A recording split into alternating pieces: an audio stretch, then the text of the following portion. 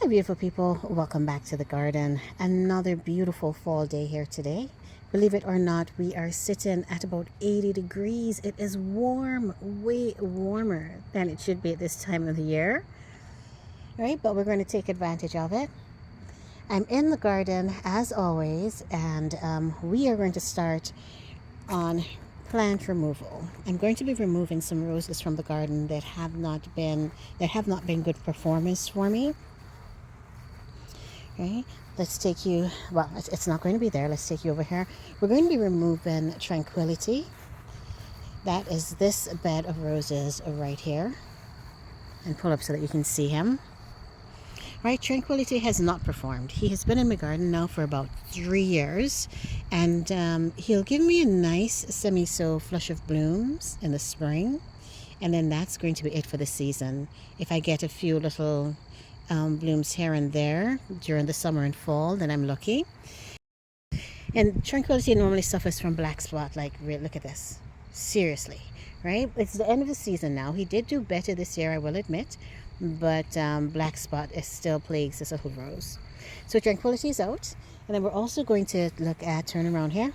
We're also going to take a look at this knockout rose. We removed one earlier in the season. We are going to be removing this little one as well. Wow, this is an unusually big bloom. Look at that. I have never seen her give me a bloom like this. Wow. This is huge, Mummy.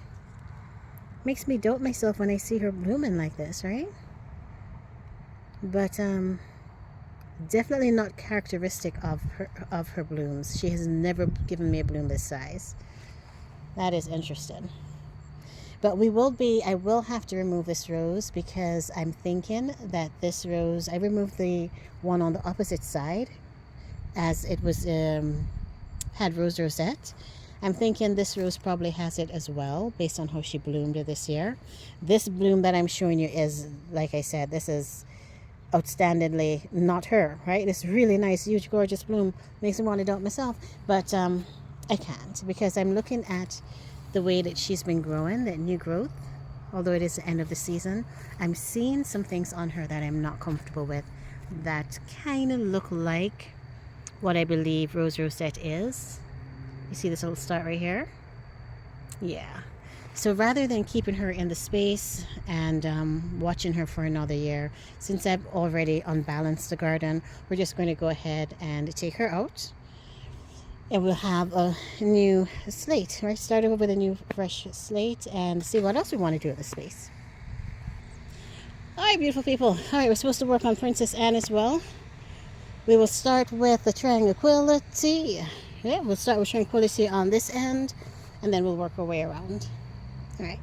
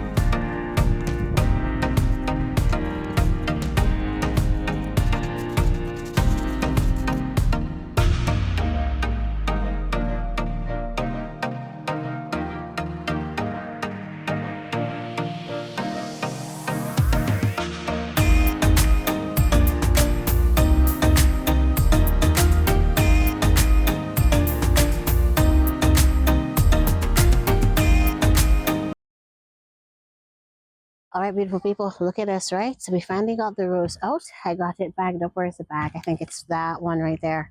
Got the root ball in there. Let me tell you, That was some serious roots, right? Very thick. Um, and now we have the awesome opportunity to think about what we want to do with the space. And I'm going to keep it real with you and with myself. I'm going to show you something here real quick. Give me a minute. Help me grab this root right here. Oh, if I can just get down there. All right. I did it. All right.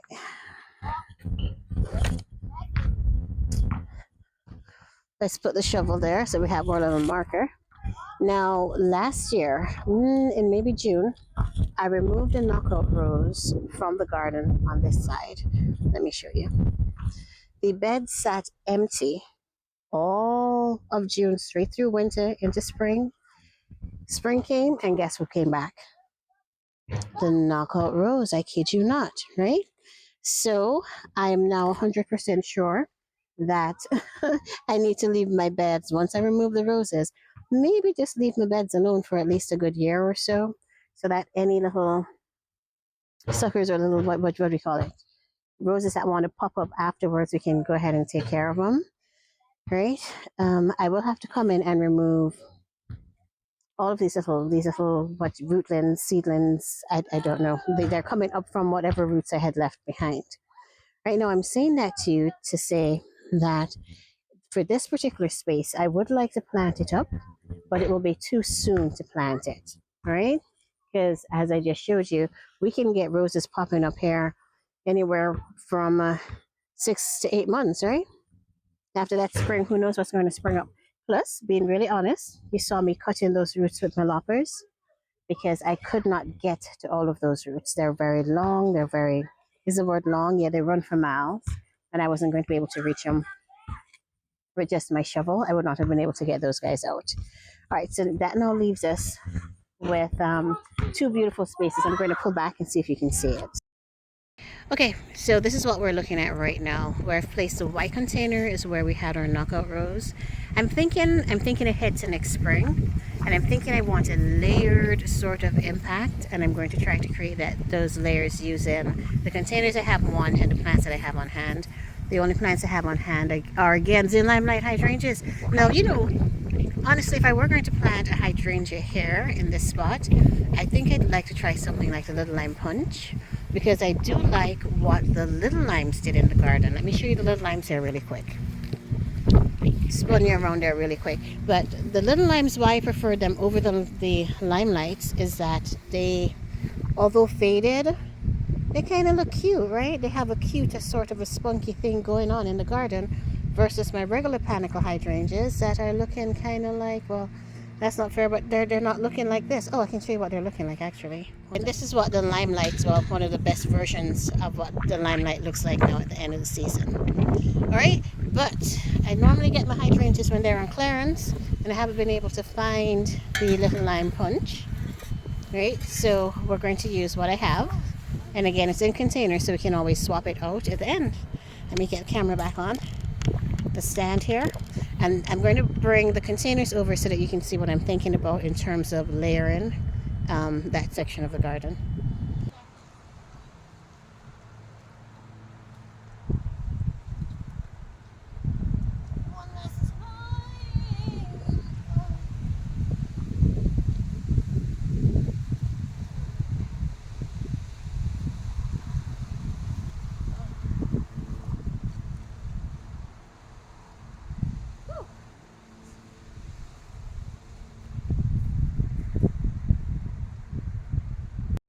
Okay, so this is sort of what I am going for. Now people, here's where you're going to have to use your imagination with me, right?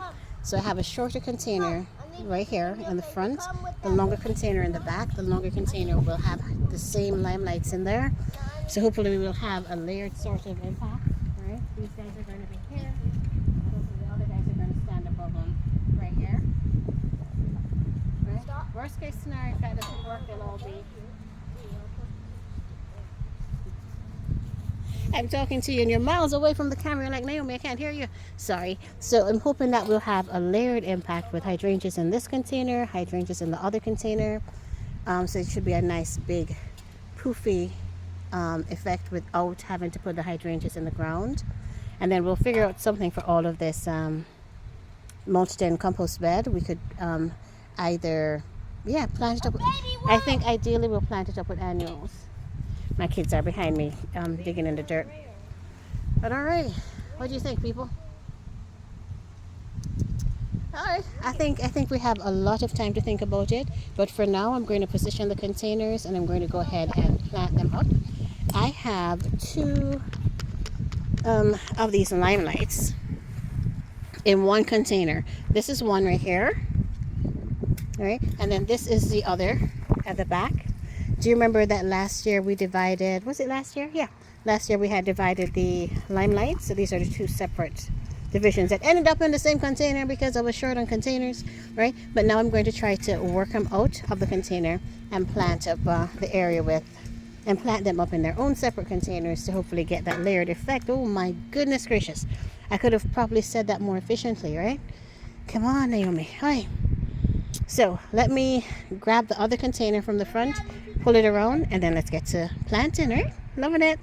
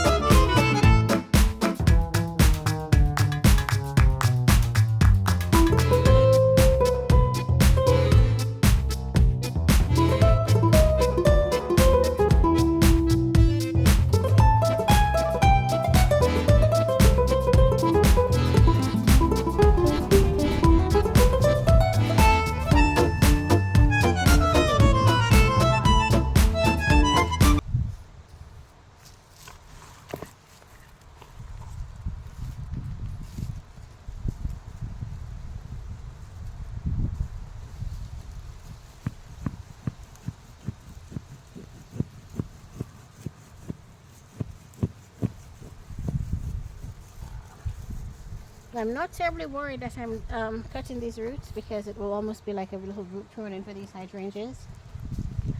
Okay. Oh, here she goes. They like to get their roots pruned. All right, this is one. Not bad. And if you can see her, right? Let's take her to her pot real quick. Wow.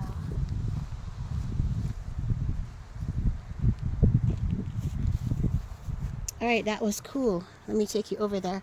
She has rooted all the way.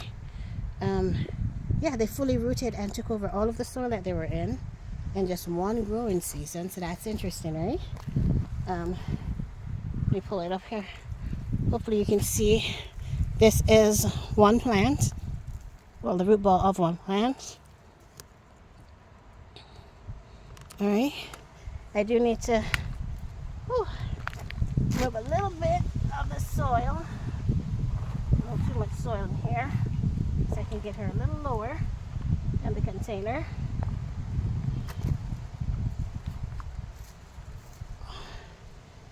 Ooh, there's our baby. Wow. Let me see if I can bring her down a little bit more. Let me think real quick. Grab my shovel. Hopefully you're able to hear me. And hopefully we're on record.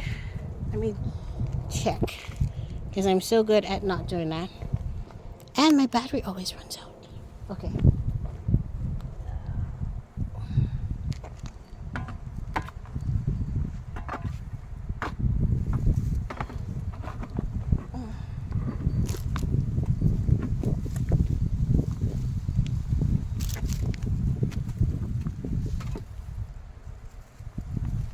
Shovel out just a little bit more.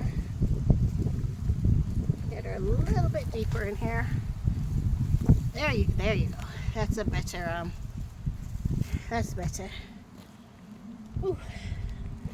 All right. Just got her a little bit lower below the rim. Ooh. Oh my. Everything's flying around here. All right. All right, Mommy, your new home for a few months. Hope you love it. Hope you grow into it. Grow strong and beautiful. All right. Don't be upset with me for messing with your roots at this time of the year. And we should discuss that. Hydrangeas are perfectly okay. Well, I found. I've tested it, right? I move my plants any time of the year when I feel like it. As long as the ground's not frozen, they're good. But these guys are semi-dormant now. They'll be fine being transplanted. All right. Let me make sure she looks the center. Let's get the soil back in.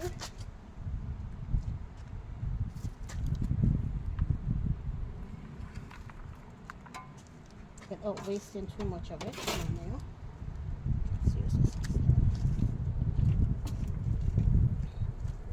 Soil back in here.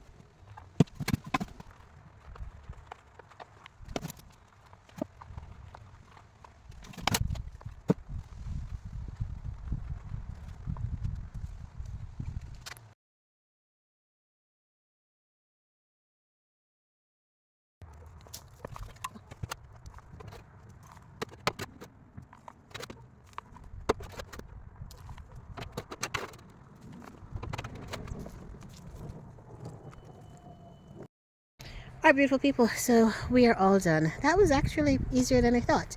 Alright, you saw us tackle the hydrangeas. It was 2 hydrangeas planted in each container that was here.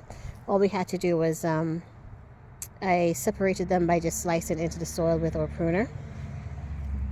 We've got them planted back to back, so there's one here in the lower container, and there is another in the higher container. Right, I'm doing this, it is October, where are we, October 12th, basically mid-October, and I'm comfortable with doing this in the fall because these are panicle hydrangeas, people. I could divide their root ball at this time and they'd still be happy, right? Panicles are very hardy, they're hardy down to zone 3. Normally when I get them, even if they're in the nursery container, I just leave them outside. I kid you not, I leave them outside and they overwinter quite fine, right?